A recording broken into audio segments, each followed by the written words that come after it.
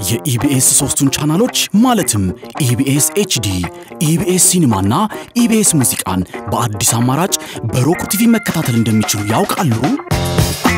የኢቢኤስ ቲቪን ልዩ ልዩ ተወዳጅ ፕሮግራሞች በኢቢኤስ ኤችዲ፣ ኢትዮጵያዊ ፊልሞችን በኢቢኤስ ሲኒማ እንዲሁም የሀገሩን ሙዚቃ በኢቢኤስ ሙዚቃ ቻናሎቹን 24 ሰዓት በቀጥታ በሮኩ ቲቪ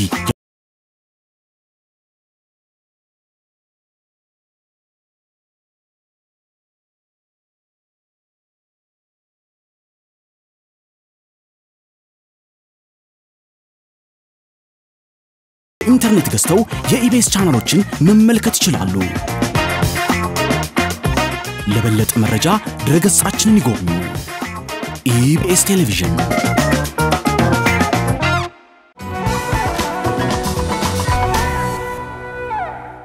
ቀደም ሲል እንግዲህ በኢቢኤስ ፕሮግራም ላይ ኢትዮጵያን እንወቅ ወይም ዲስከቨሪ ኢትዮጵያ የሚል ተወዳጅ ፕሮግራም ነበረ።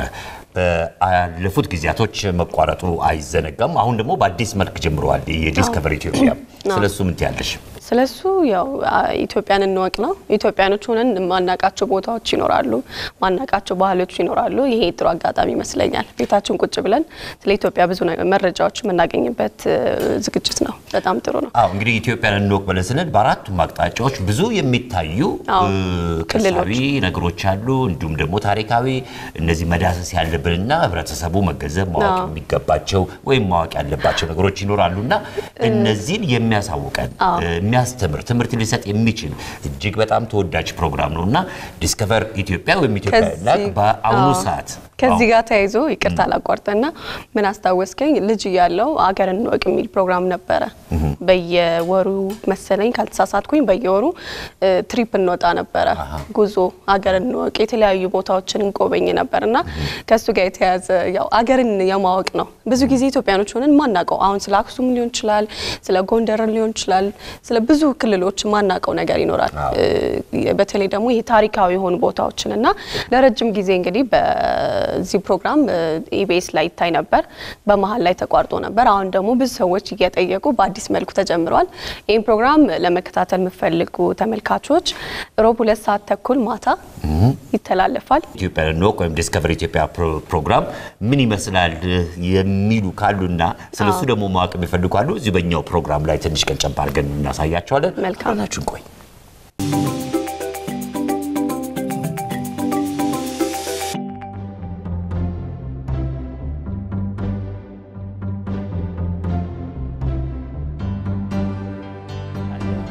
እዚህ ፓርክ ውስጥ ቆይቼ ምን ላይና ምን በካሜራ ላስቀር እንደምችል ገና አልተነገረኝም። ጓጉቻለሁ።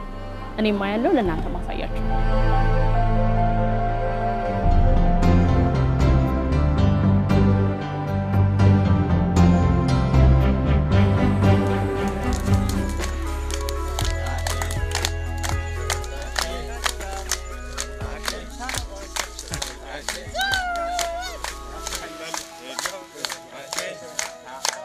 ለቀጣዩ ንጋት ቀጠሮ ይዘን ከማደሪያችን አረፍን።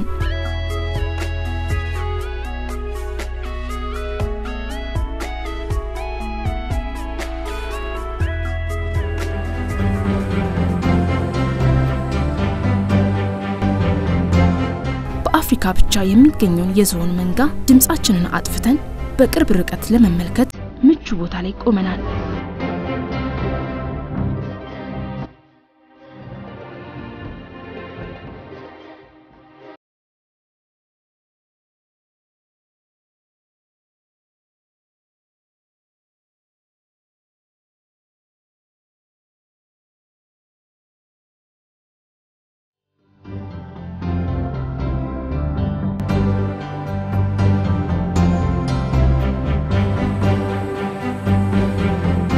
ዝሆኖቹን እንደምታያቸው በመንጋ ነው የሚንቀሳቀሱት።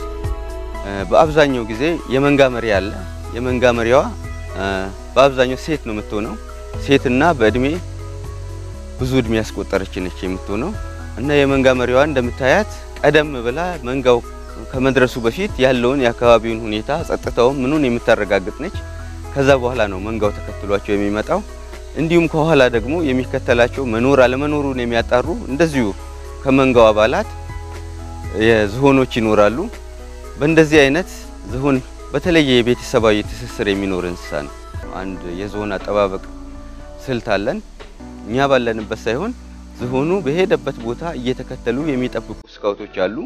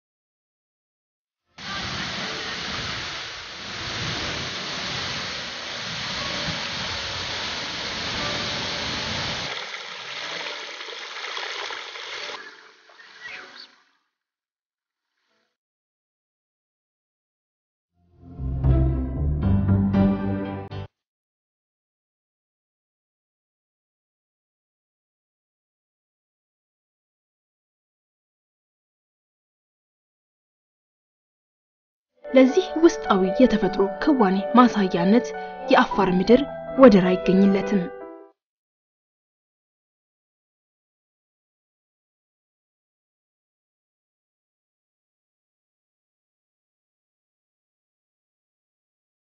አምሳ ፐርሰንት የኢትዮጵያ ማህበረሰብ ከዚህ ነው ጫው የሚጠቀሙት።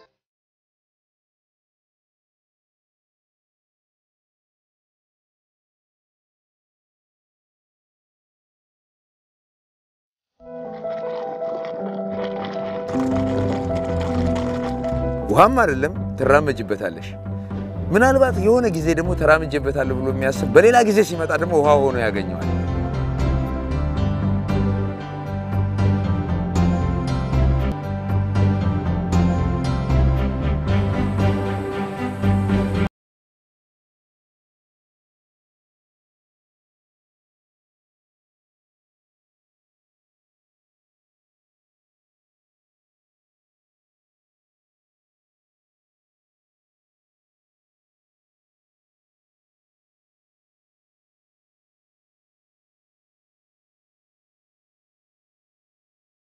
ይሄኛው ደግሞ እንዴት እንደሚያስገደኝ አላውቅም። በእውነት እጅግ በጣም ያስፈራል። ግን ይሄንን አሸንፎ መውጣት ምን ያህል ደስታ እንደሚፈጥር ለእናንተ መንገር አያስፈልገኝም። እዛ ላይ ነው የምወጣው።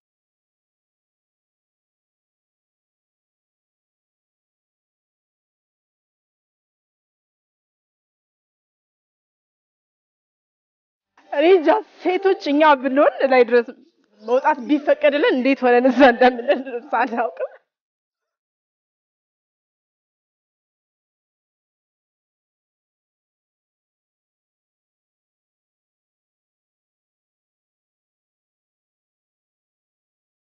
የአሽራን በዓል በተለይ ለየት ከሚያደርጉትና ከሚያደምቁት ስነ ስርዓቶች መካከል ደግሞ ይህ ሹር የተባለ ገንፎ ነው።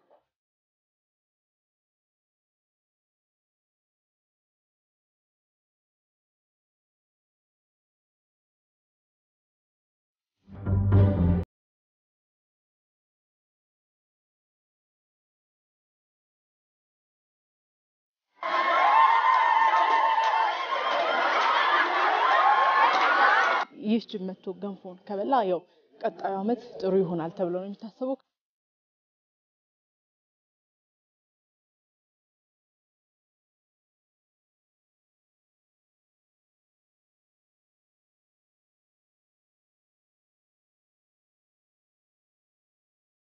አሁን የሚገኘው ከመሬት ጠለል በላይ በ4100 ሜትር ከፍታ ላይ ነው።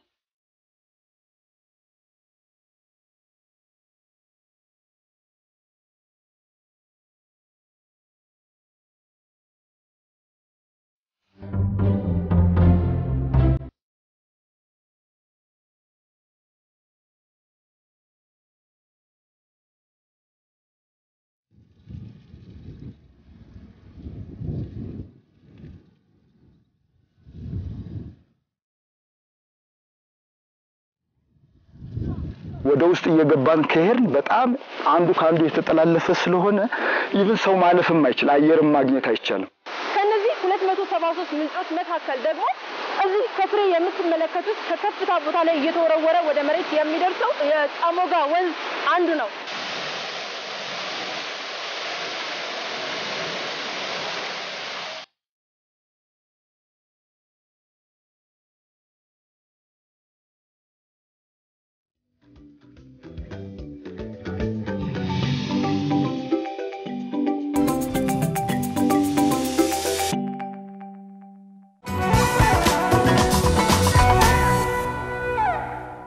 የኢቢኤስ ሶስቱን ቻናሎች ማለትም ኢቢኤስ ኤችዲ፣ ኢቢኤስ ሲኒማና ኢቢኤስ ሙዚቃን በአዲስ አማራጭ በሮክ ቲቪ መከታተል እንደሚችሉ ያውቃሉ?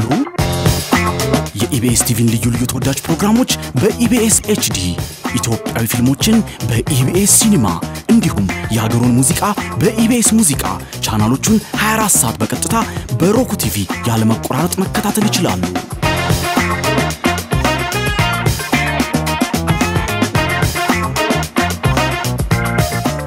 ሮክ ቲቪ ከሌሎች በአቅራቢያው ከሚገኝ እንደ ቤስት ባይ ያሉ የኤሌክትሮኒክስ መሸጫ ሱቆች ወይንም በኢንተርኔት ገዝተው የኢቢኤስ ቻናሎችን መመልከት ይችላሉ።